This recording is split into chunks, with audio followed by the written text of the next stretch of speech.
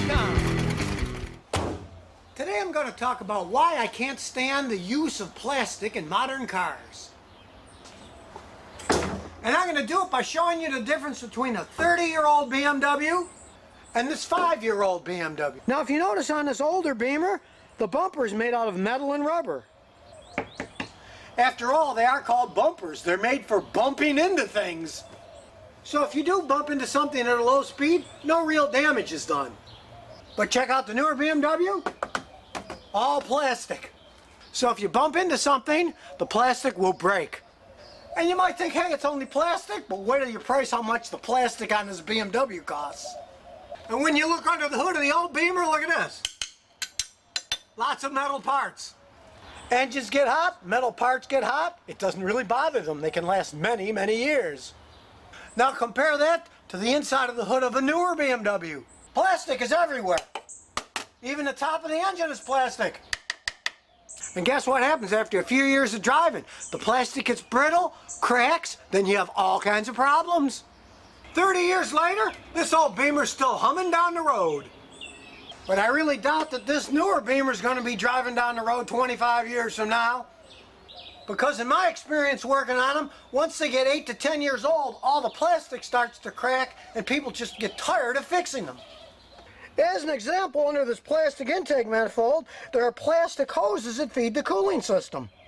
On this old Beamer, hey, they were made out of metal. And 30 years later, they're still not leaking.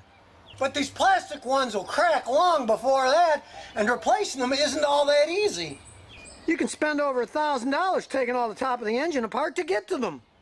And on this old Beamer, hey, look, it's got a radiator hose with radiator clamps on it. But check out the new Beamer. It doesn't even use radiator clamps.